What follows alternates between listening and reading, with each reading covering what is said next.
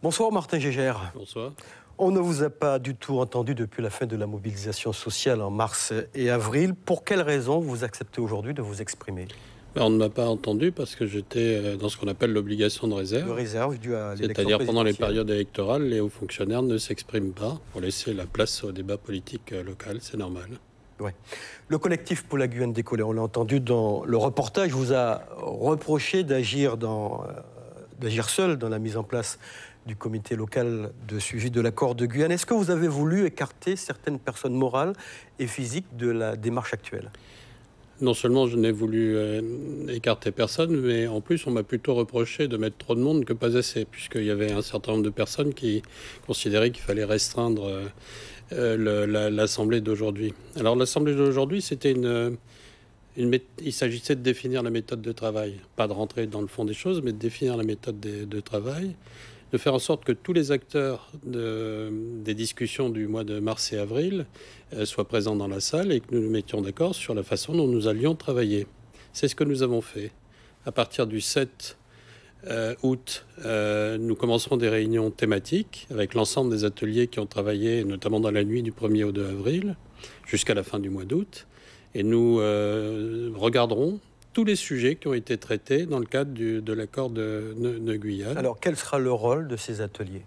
Le rôle de ces ateliers, c'est de regarder ce qui a été fait, ce qui reste à faire, et les questions qui peuvent éventuellement se poser, parce que certaines des sujets que nous avons abordés sont des sujets complexes et qui nécessitent éventuellement des études ou des missions d'inspection un petit peu expertes pour traiter les questions. Vous voyez, par exemple, la question du foncier, c'est une question qu'on ne peut pas traiter comme ça d'un claquement de doigts. C'est des questions assez complexes, il faut travailler. Oui.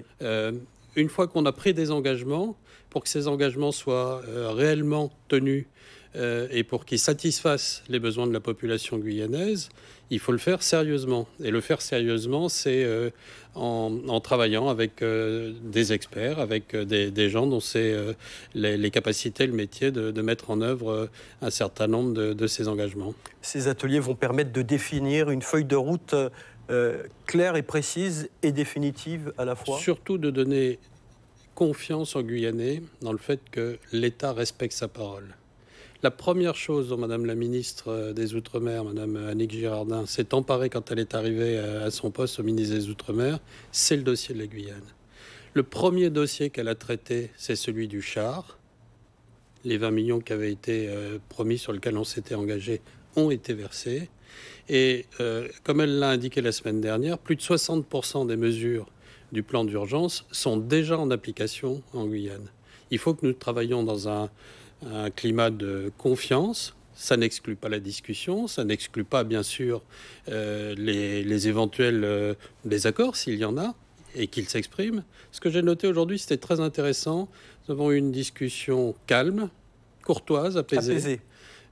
Qui nous a permis, je crois, d'échanger nos points de vue. Alors après, chacun, bien sûr, a sa façon de dire les choses. Alors, quand aura lieu la restitution des travaux réalisés en atelier ?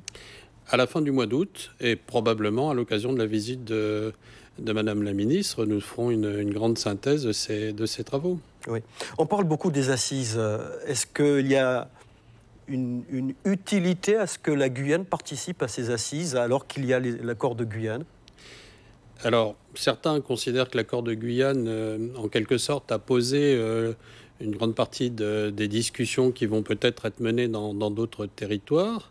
Ce qu'a dit la ministre la semaine dernière aux élus et aux membres du collectif qui étaient présents à Paris, c'est que les assises des Outre-mer, c'est une façon de se projeter dans l'avenir à 10, 15 ans, de regarder la Guyane qui aura 500 000 habitants, de prévoir un certain nombre de choses. Est-ce qu'il faudra plus de routes, plus d'équipements publics, plus de services à la population et de faire des projets communs.